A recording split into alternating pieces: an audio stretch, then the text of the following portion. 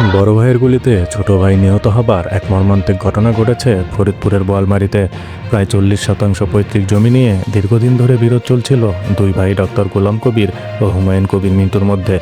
এর মধ্যে 7% জমি কাউসার শেখের নামে লিখে দিলেও বাকি জমির গাছ বড় ভাই গোলাম কবির প্রায় 80,000 টাকায় বিক্রি করে দেন।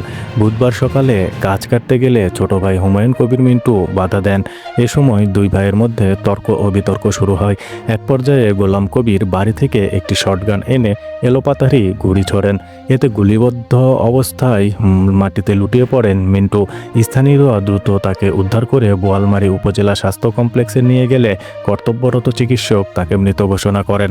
প্রত্যক্ষদর্শী বেলায়েত হোসেন মৃধা জানান, গুলির শব্দ শুনে বাইরে এসে দেখেন গোলাম কবির তার ছোট ভাইকে গুলি করে পালানোর চেষ্টা করছেন। পরে স্থানীয় লোকজন তাকে ধাওয়া করে আটক করে পুলিশে সোপর্দ করে। নিহতর ভাই আলমগীর কবির বলেন, আমার চোখের সামনে বড় ভাই ছোট ভাইকে গুলি করে হত্যা করেছে। সামান্য গাছ নিয়ে যে এমন ঘটনা ঘটবে তা কখনোই ভাবিনি।